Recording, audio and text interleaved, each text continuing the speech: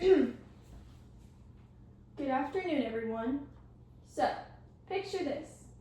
Bugs Bunny outsmarting a Nazi officer, or Donald Duck having a full-on meltdown about fascism. Sounds like Saturday morning cartoons, right? But during World War II, these scenes weren't just for laughs. They were part of a much bigger picture. These beloved characters were enlisted, in a sense, to help win the war. Today, we know how powerful the media can be. What we see on screen, whether in a film, a meme, or a cartoon, can shape the way we think, feel, and act. But what many people don't realize is that even in the 1940s, pop culture had real influence.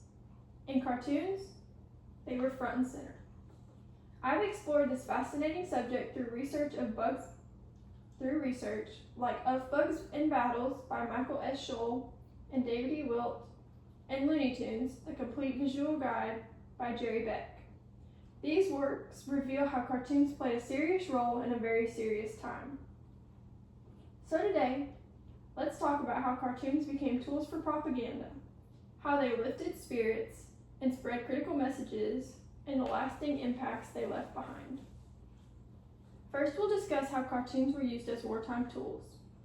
During World War II, the U.S. government partnered with big animation studios like Disney and Warner Brothers. The Office of War Information worked hard to manage public messaging, and cartoons turned out to be a perfect fit. Why? Because they could deliver serious messages without feeling scary or overwhelming.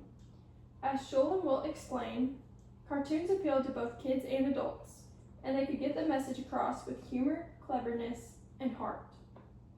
Animated propaganda wasn't just creative, it was effective. Complex topics like global conflict, enemy ideologies, and national duties were suddenly made simpler and more digestible. And since these cartoons starred already loved characters, audiences paid attention. Next, we'll discuss how cartoons were used to boost morale and spread messages. Let's take Der Führer's Face, starring Donald Duck. This cartoon mocked Nazi Germany in a wild, exaggerated way, and it won an Oscar for it. It made people laugh, but it also reminded them of why the fight mattered. Bugs Bunny, too, got involved.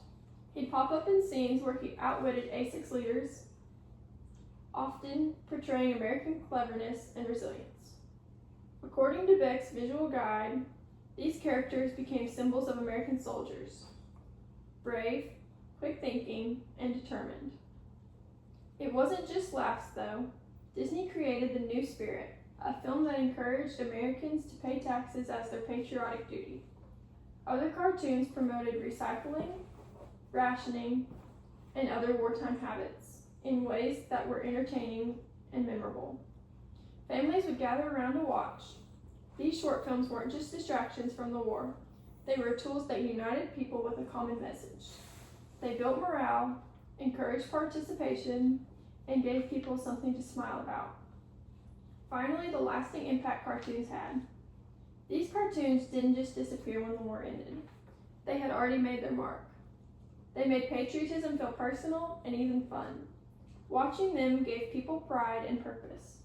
According to Beck, these wartime efforts laid the foundation for future public service cartoons, ones we saw during the Cold War, in school health videos, and even in modern-day campaigns. The power of animation to inform, persuade, and rally people had been proven. So, next time you see an old cartoon, remember those characters did more than crack jokes. They played a role in one of the biggest global efforts in history. To conclude, cartoons during World War II were more than entertainment. They were weapons of morale and messages of unity. They connected with people, spread important ideas, and left behind a legacy of influence in pop culture and beyond. It's a powerful reminder that even something as playful as animation can have serious impact. In the face of war, laughter became a strategy, and our cartoon heroes stepped up to the front lines. Thank you.